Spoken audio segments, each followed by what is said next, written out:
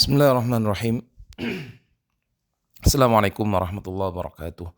Bismillah, alhamdulillah, wassalatu wassalamu ala rasulillah wa ala alihi wa sahbihi wa man wala. Ahlan wa sahlan wa marhaban bikum. Selamat datang kembali teman-teman di channel saya. Pada kesempatan kali ini kita akan membahas sebuah kajian, melanjutkan kajian kita tentang ulumul Quran, tentang munasabah. Ilmu ini adalah salah satu ilmu yang sangat penting untuk kita ketahui agar kita semakin yakin tentang kebenaran daripada Al-Quranul Karim. Baik, langsung saja kita akan membahas dalam PowerPoint yang sudah saya siapkan.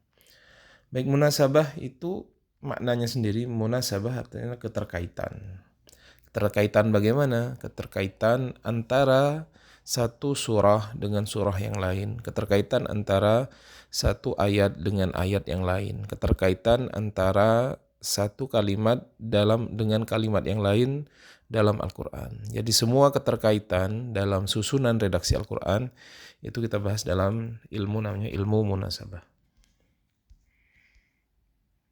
Jadi hubungan, ya, munasabah sendiri itu artinya adalah hubungan atau keterkaitan. Jadi kita mempelajari keterkaitan itu baik antar surat maupun antar ayat. Nanti ketika kita sudah mempelajari, kita akan mengetahui bahwasanya susunan Al-Quran itu adalah susunan yang indah, ya. Jadi dengan mengetahui ilmu munasabah ini, kita mengetahui keindahan susunan Al-Quran. Kita kemudian masuk kepada pembahasan tokoh penting, siapa saja tokoh penting dalam ilmu munasabah itu. Salah satu tokoh penting adalah Abu Bakar An-Nasaiburi.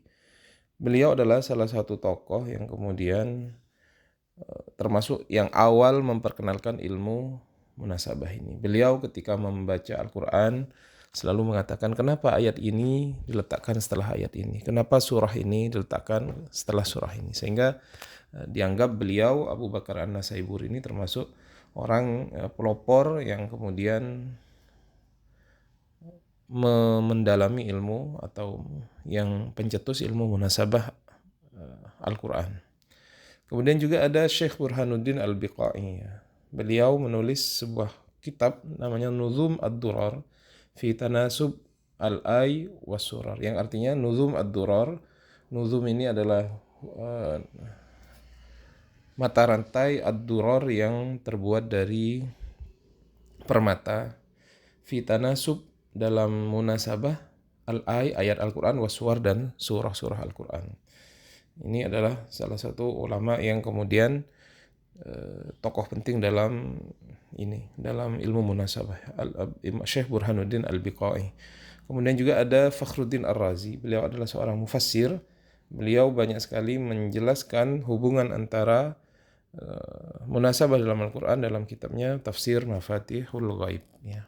Ini adalah tiga tokoh penting, yaitu Imam Abu Bakar An-Nasaiburi, kemudian Syekh Burhanuddin Al-Biqai, dan Fakhruddin Ar-Razi. Walaupun ulama sepakat bahwasanya ilmu munasabah ini penting untuk memahami makna, dan menurut Imam As-Suyuti ilmu munasabah ini ilmu yang sangat penting untuk memahami makna, tetapi termasuk ilmu yang rumit, ya. Artinya tidak bisa dilakukan atau dipahami oleh semua orang, ya. Hanya orang-orang yang benar-benar berkecimpung dalam Al-Quran yang bisa masuk dalam pembahasan ilmu munasabah ini, karena dikatakan oleh beliau ilmunya rumit, ya.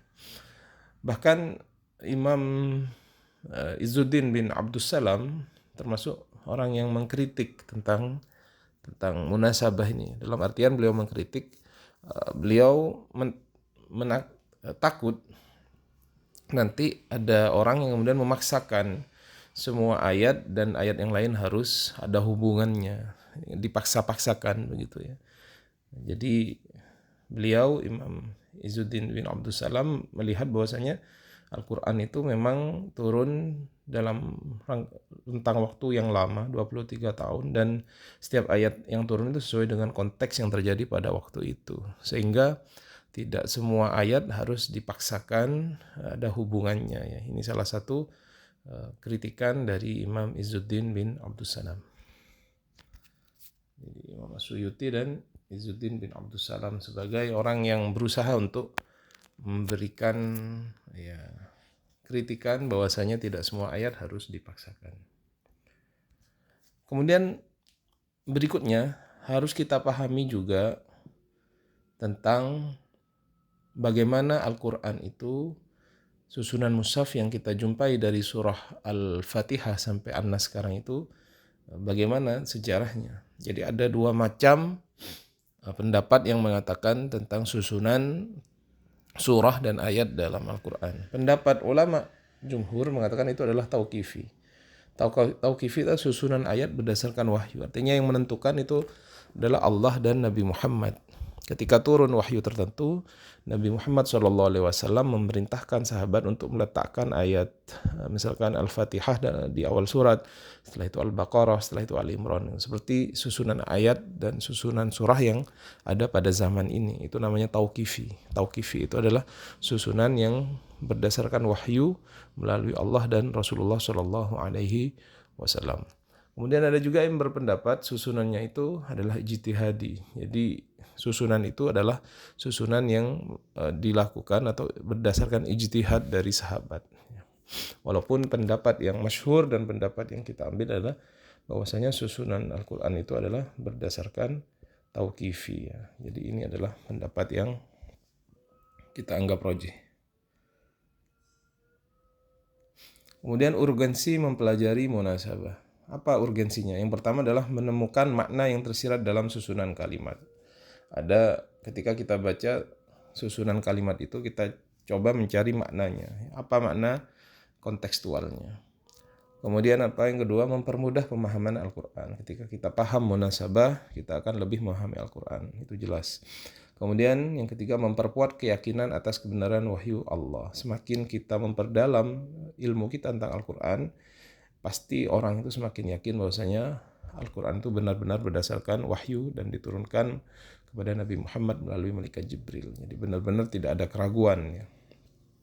Jadi tambah memperkuat, kita yakin sekarang, tapi orang yang memperdalam ilmu Al-Quran ini akan menambah keyakinan atas kebenaran wahyu Allah, kebenaran Al-Quran. Kemudian yang keempat adalah menolak tuduhan bahwa susunan Al-Quran itu kacau. Kan kita tahu bahwasanya surah yang pertama itu turun adalah surah Al-Alaq di Gua Hira, yaitu Iqra bismi rabbikal ladzi khalaq sampai ayat kelima.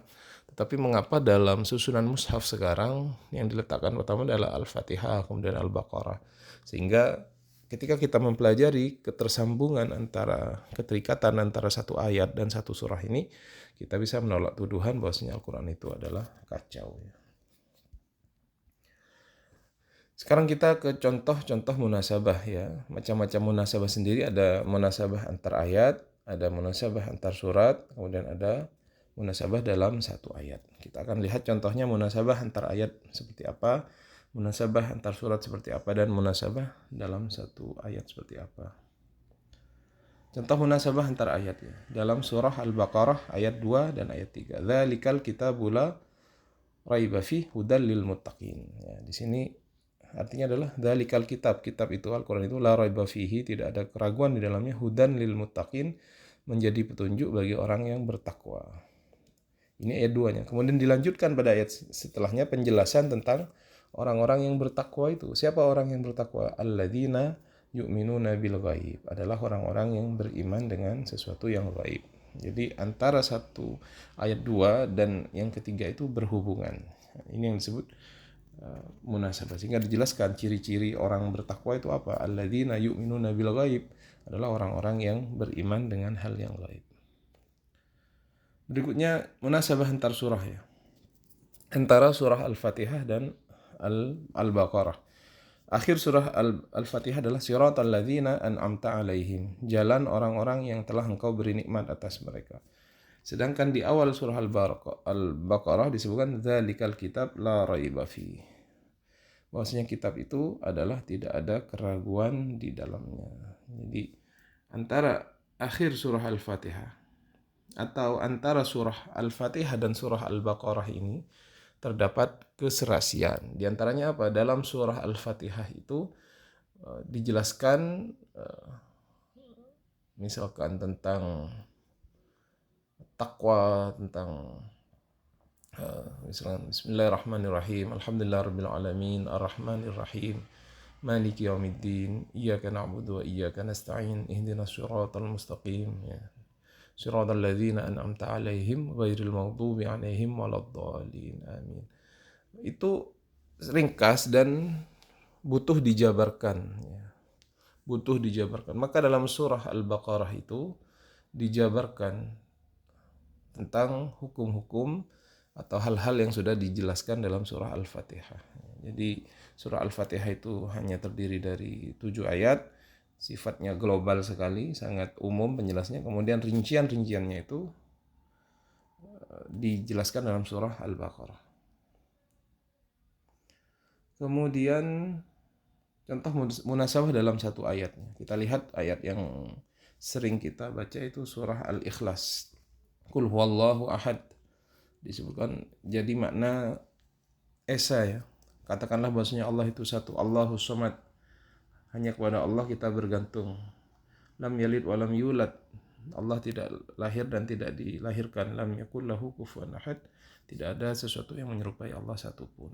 Jadi satu ayat dengan ayat yang lain itu ada hubungannya. Baik. Sebagai penutup adalah munasabah membuktikan susunan Al-Quran yang harmonis, tidak kacau menolak tuduhan beberapa kalangan. Kemudian yang kedua, menambah rasa iman dan kekaguman terhadap Al-Quran. Kita semakin yakin bahwasanya Al-Quran itu benar-benar berasal dari Allah Subhanahu wa taala. Demikian yang bisa saya sampaikan, mudah-mudahan bermanfaat. Ila liqa. Assalamualaikum warahmatullahi wabarakatuh.